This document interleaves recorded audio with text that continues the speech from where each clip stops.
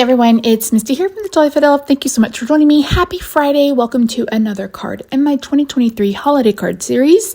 I apologize there was no card on Wednesday, but life has been a little hectic and I just wasn't able to get it done.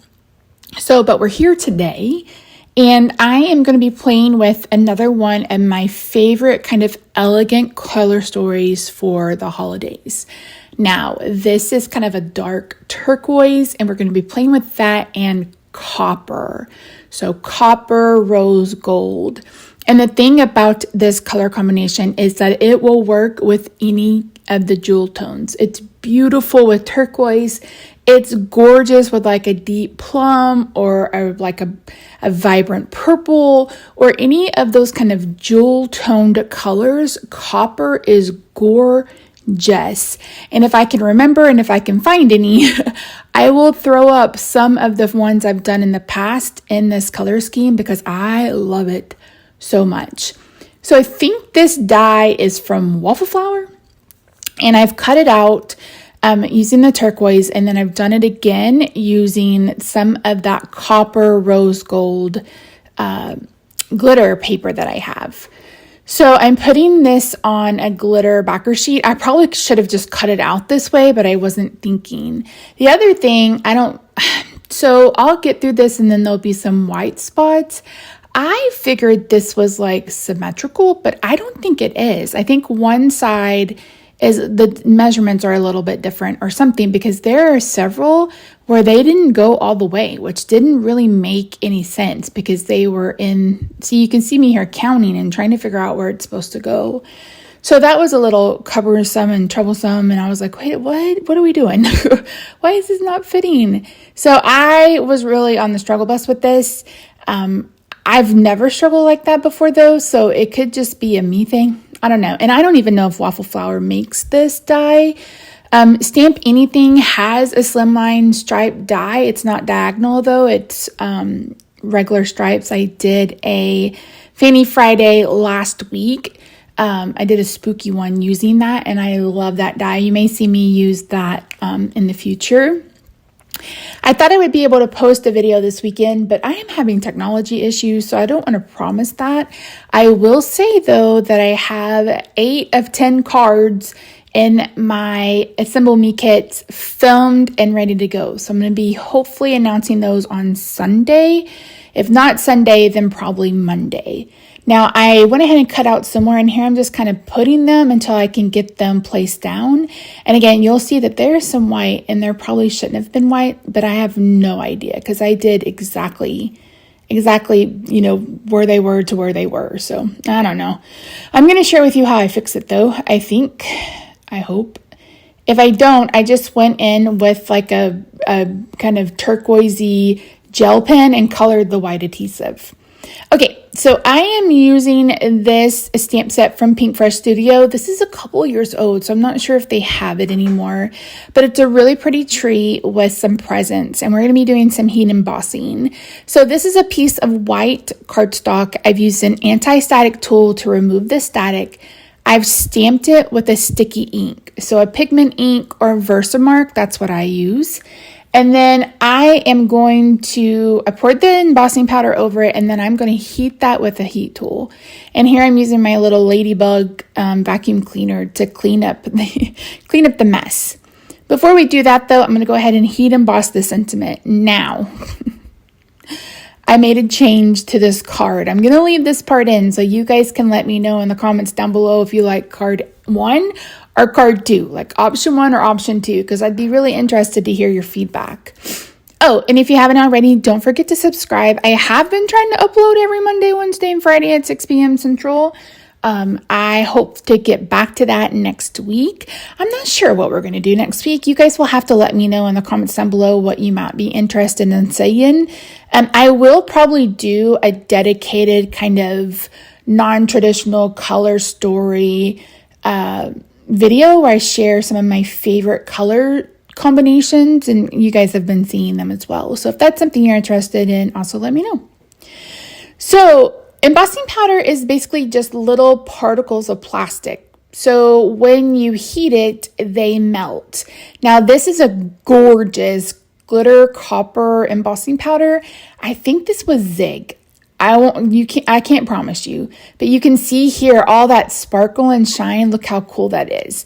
You will know that the powder is melted when all of it's shiny. If you have any dull spots, that just means that you haven't heated it long enough. Now, this die made me angry because I lined it up and I still ended up having to trim off a lot of white because it was so haphazard. I don't know what, but I ended up fixing it. So I thought I was going to go in with a glitter gel pen on to color in the ornaments on this, but I decided to bring in, this is a bronze Sharpie.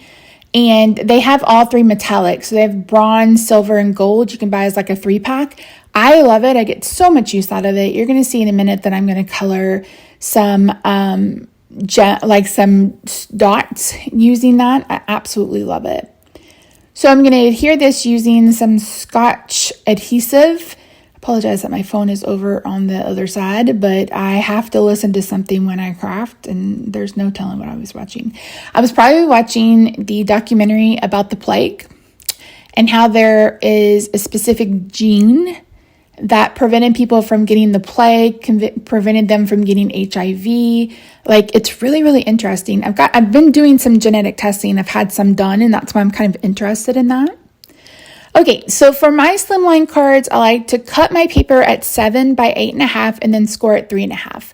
That way there's no weird cuts. Most slimline dies will fit it. I think Stamp Anythings are a little bit shorter, but that's just the size that I prefer. I just feel like it's easier for me. And this die fit perfectly. And all I had to do was take off the backer. Okay. So this size of a card, and I should have brought in a business size envelope to share with you. You have plenty of space to have stuff hang off. You have plenty. You can make this taller, you can make it wider before you run out of space in a regular business side envelope.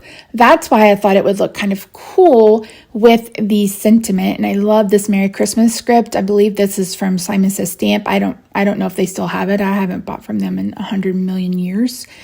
But it's Christina Warner's script, and I absolutely love it. But I felt like it was really unbalanced. Like, I just felt like, and I used a little bit of a lighter turquoise because I wanted to kind of keep this somewhat monochromatic. I mean, we do have the pop of white, but I colored some enamel dots with that same bronze marker. So you can use, any kind of alcohol marker. So whether it's Bic, Sharpie, a Copic, Spectrum Noir, any kind of alcohol marker you can use to color enamel dots, pearls, rhinestones, all those sorts of things. And you're going to see me do that again, and hopefully in a little bit more detail in just a second. So this is a different day, and I was like, I don't really love that. So let's do the season's greetings. I know this will fit because I did a card for a friend using this particular, not die, but this slimline shape. So I knew that it would fit. Again, I used an anti-static bag to remove the static. You can also use bounty sheets, etc. And this is a heat gun. Now you can't use a hair dryer. You need a heat tool. I don't know that you need an industrial one unless you do other crafts, but you can get one at your local craft store. This is from Stampin' Up. I've had it for years and years and years, and it's done really fine. I think Ranger makes one. I know Marvy makes a really nice one. So, if you are new to heat embossing, use a coupon and get, a cheaper embossing or a heat tool at the craft store until you know for sure that this is something that you want to do forever. But I know it seems hard, and I will try to do a more in-depth video, like maybe a Stampin' University video where we go through it. So I'm using my sander, that little Tombow sander, because I got a little bit of cardstock that ripped. So I was just sanding that away. And here you can see I'm using that copper Sharpie to color some pearls. And as you can see, I've done that before. So again, you can use any kind of alcohol marker to color them. Now, I moved these too quickly. I should have waited just a minute because I did get a little bit of smearing with these, but I was able to clean it away. And once I did that, it's done. So let me know in the comments down below, did you like the Merry Christmas sentiment or the Season's Greeting sentiment?